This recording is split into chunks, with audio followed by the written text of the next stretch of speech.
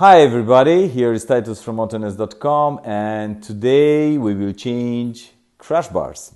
We will change the crash bars at 1250 GS. We will change the upper crash bar and the lower crash bar. Why we do that? Well, this is because when the motorcycle is falling down, and it might happen to anyone, the lower crash bar is touching the engine cover. This might cause cracks, and I even saw some leaks over here. Where is the seal which is surrounding the bolt which is tightening the engine cover to the engine? Well, so after I done some research on the internet, I got to the conclusion that the Outback Motortek crash bars are the most suitable for me. Why? Because I saw those crash bars mounted on a motorbike which is used by a guy who's doing off-road tracks in Spain. And I saw that at all the tests, those crash bars from Outback Motortek, they were amazing. So I ordered the crash bars at the Outback Motortek. I received the parcel this morning. And when I unpacked, I was very pleasant surprised to find out on the label a small QR code. And that QR code is basically a link to videos with installation instructions. And I hope they have over there the torque value as well. And I'm going to start now to dismantle the OEM parts. And after I will dismantle the OEM parts, I'm going to start to fit Outback crash bars. And let's see how it looks. I'm very impatient to see how it looks. Here we are at the halfway. I took down the OEM crash bar and I put it side by side with the Outback crash bars and side by side with the Outback skid plate. And I was thinking to make a side by side comparison, and I will start first of all with the skid plate. Here you have OEM skid plate, there you have Outback skid plate. The difference between them, it's noticeable from the straight beginning. First of all, it's a difference in the dimensions, and I will talk about that first. The Outback, it's giving a little bit of protection at the middle part of the exhaust, which is this part over here. And not only that, the width of the Outback skid plate is bigger, and it's giving a protection to the exhaust pipes, okay, but not too much to let the exhaust pipes to get cooled. So that's good again. Another thing, important thing, look at the thickness. Okay, I don't know if you can see good enough. So the thickness of the OEM skid plate, it's, I don't know, 2 millimeters, and here definitely have 4. So it's double the thickness. So which is, my opinion, a good thing. The weight, obvious, it's a difference between. Now let's go further. We have the lower crash bars. The OEM part is connected to the engine in 3 points, 1, 2, 3. Well, probably this was the main issue with those crash bars, because they used to bend in this, this section used to get close to the engine cover, and the BMW designers thought at that, and they presumed this. That's why they put this bloody rubber over there. But the Outback, it's connected to the engine body in 4 points, 1, 2, 3, 4. So this is giving a much more strength, and I have a lot of trust. And not only this, another good thing, which I consider is a good thing, is this plate doesn't let any stone to get closer to the engine cover. So that's a good protection as well. In a meaning of how thick is the pipe from the crash bar, it's the same thickness. And I have only over there at the upper crash bar to see a section where you can see the thickness of the pipe. But over here we have the same thickness over here, like if we look at the parts exactly at the piece of metal where it's connected to the engine. So basically, if it's the same quality of the stainless steel, should be the same. So it's not any loss over there. If you think that you lose something or you lose in strength, if you replace the OEM crash bar, lower crash bar, with Outback Motortek crash bar. Now let's go to the upper crash bar. Well, at the upper crash bar, a thing which I was not necessarily concerned, but I was a little bit worried to see if I have the same mounting system for the auxiliary lights. And the guys from the Outback thought at this, and they mount this, so I'm not going to lose the place where I'm going to fit my auxiliary lights. Now, again, another good thing and a good idea from the guys from Outback is, when you look at the design, the distance between those two pipes over here, I don't know how to call it actually, that's why I said those two pipes. The distance between here is a little bit bigger, and here it's smaller. How it's going to look this when we're going to mount it, you're going to see. It's going to be a bigger difference, a bigger distance between this pipe and the body of the motorcycle.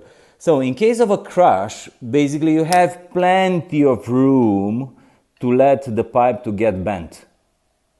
Okay, so it's plenty of room over here. So it's not going to touch the body of the motorcycle, which actually, if we think and we look for a part to replace this part of the motorcycle, is gonna cost you probably, I don't know, 400, 500 euros, which is a lot. I mean, if you think that the whole set of the combo crash bars is 800, I mean, I got it with 830, that's delivery included. Well, and there is another thing, and the guys thought, I mean, to put another connection between left crash bar and right crash bar through this part. I don't know how to call this part. It's a transversal part which is making the connection between upper crash bar from the right hand side with the upper crash bar from the left side. So this is going to give more strength, definitely. Well, and you have a room where to put another set of auxiliary lights. I mean, I saw that on video. I didn't put it yet. I wasn't prepared for that, but anyway, we are halfway there. Okay, let's see how it's going to look. We go a little bit further, and I made this video using my iPhone because I consider it's not such an important video. Well, we have the first issue, which is not really an issue. Like, to fit this, to put it in, it was necessary to take this, I don't know, fender, plastic, whatever it is, just to let the fender or the plastic to go up with, let's say, 2-3 millimeters, to be able to fit the crash bar, the part of the crash bar, on the interior of the frame of the motorcycle. So it goes on the interior. Well, I don't know if you see very well over there. Oh yeah, you see basically it's the white. With the white is the frame of the motorcycle, and the crash bar is black. And it was very hard to fit it in. And just because this fender, this plastic, because this is a GSA, I don't know if at the 1250 only you want to have this issue, but because of the tank, it's a little bit bigger. It's going to be a little bit difficult to fit the lower crash bar in. But with a little bit of creativity, you pass over this problem. You just take out a little bit, just a little bit, to have enough room, and you force it a little bit. It's not going to break it. Everything is fine. So far so good. This was, let's don't say an issue, but first problem, which it took me about 20 minutes just to think how to sort it out without breaking anything. So let's go further. So the next small issue, basically the QR code, which should provide the link for and the instruction how to fit the skid plate, It comes from 1200 GS. Okay, LC, but 1200 GS. And now I notice that at 1250 the things are different. And it was necessary to figure out myself how this is gonna come. And you're gonna see here some spacers which they provided. Basically what it happened, they put a QR code over there on the package with the instructions how to fit it in, but it's not updated to 1250 GS. It's the link from a 1200 GS and it's different. But anyway, it's not big deal. You have to put the spacer in, and first of all it's coming the support for the skid plate, and after that is coming the crash bar. You figure out easily the lower crash bar. You figure out easily because you see the difference between the spacers. They provide spacers for lower crash bars, which you see it over here, okay? And when they deliver it to you with the skid plate, they practically, you have to replace that big spacers with small spacers to make enough room for the support for the skid plate. So let's go back. We are nearly tightening up the lower crash bar. Okay. We had that issue with fitting in place the lower crash bar, and as I said, because I suppose that the biggest tank on the Adventure, the lower crash bar doesn't get very easy into place. Now, when we start to tighten everything, we notice that if we put this plastic on, like, it's not gonna fit correctly. You can see the hole over there. We can move it up and down, but if we move it too low, it's not gonna look okay, like, you see. So what the solution is, to make this hole is not a big deal at the end of the day. To make this hole a little bit with a cutter, it's plastic, a little bit bigger to let a little bit of movement. Now, where is the touching point? The crash bar is touching the plastic over here. It's not necessarily a fender, it's an ornament, plastic ornament. It's touching over here, and I avoid to, I don't know, to cut a little bit of this plastic from here to make enough room for the crash bar. I didn't want to.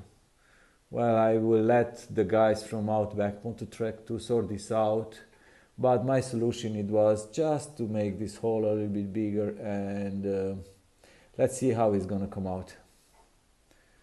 But I don't consider that's a big deal anyway. At 1250 GSA, one of the issues, it was this thing over here. As you see, the plastic is touching the crash bar. Not too much, if you see, but it's enough to try for several minutes to figure out how to fit it in, because you have to fit basically in the hole over here. In the same time, you have to put the crash bar behind the white frame, okay, to fit it over there as well, and to manage to fit it over here. So that was first issue. But first of all, let's see how I sorted out this issue. I make a little bit of a large hole. If you see, the screw is not center. I let the plastic to go up a little bit to don't give me a gap over here, an ugly gap. So it's not an ugly gap, it's normal, okay? You see those lufts over here. So I managed just to try to make it this hole for this bolt over here, this screw, a little bit eccentric, like it's not centered. It's out of center, so, but you're not gonna see it from the plane, and I know only myself, nobody else will know about this. So that's doable. Let's go to the second issue, which it was making my life a little bit hard. The second issue it was at the skid plate. Now, if you think that you're gonna be able to put the skid plate without letting a little bit loose the crash bar, you're wrong. I managed to fit those holes, basically to put the screws in the holes over there, just leaving a little bit loose the crash bar. So it wasn't that easy, unfortunately it wasn't that easy. But after I let loose the crash bar, I managed to fit the skid plate, and after that I tied all the screws and so on. So more or less this it is. You have to have patience to fit it.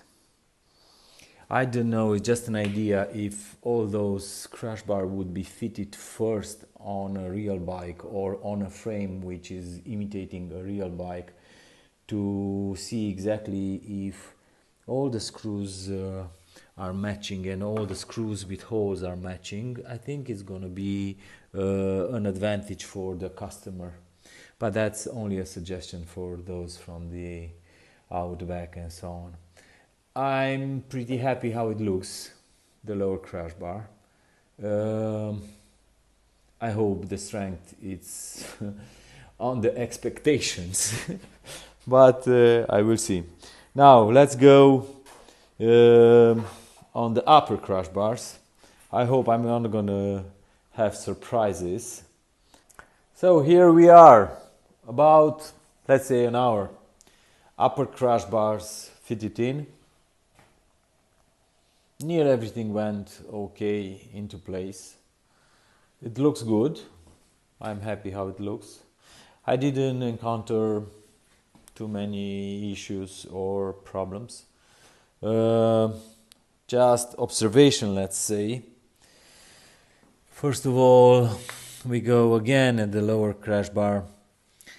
When my main stand is retracted, okay, it's in riding position, let's say. The plastic cover, because my motorbike has a plastic cover, that's how I bought it, okay. The plastic covers is hitting the skid plate, but only on a section which is not more than 2 centimeters by 1. So what I'm gonna do tomorrow is that I'm gonna cut it a little bit from this. I don't know if you see it, a little bit from this, and I'm gonna keep the plastic cover over here just as a protection behind the skid plate, and that's it. Well, that's an observation, it's not a problem necessarily.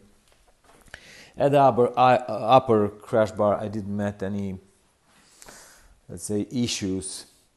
It went nearly everything according to the plan. The tutorial, which I find it using the QR code from the label, it was okay. There were a few changes, in the meaning that they provide bolts for the top, from the top part of the upper crash bar, and I didn't use the OEM bolts. I used the bolts which they provided to me. The thing which it was giving me a little bit of headache, it was tightening this, because the nut is supposed to go in a shape to keep it locked, but that shape it wasn't fitted okay, or the nut didn't fit okay in that shape. I don't know, the shape, it was a little bit larger and let the nut to go around while I'm tightening the screw on the top. So basically what I've done, I put a washer over here. So this thing is not really, I don't know, the best choice, but that's it. Now, considering the fact that the crash bar is up, I like it how it looks. The biggest problem, it was over here, where the crash bar is touching the plastic over there. In time, I don't know what's gonna happen. Probably from the vibration is gonna make a little bit of place. I don't know. I will have a look. I will see. I hope it's gonna protect my motorbike, and if I have to say if I regret it or not, the choice, no, I don't regret it. It's nice, but I would like that the tutorials for installation to be much more specific to each bike for each bike you have it. I mean, if I bought a lower crash bar for 1200 GSA, to have a tutorial for 1200 GSA. Bye bye, and I hope it's useful. Bye, take care.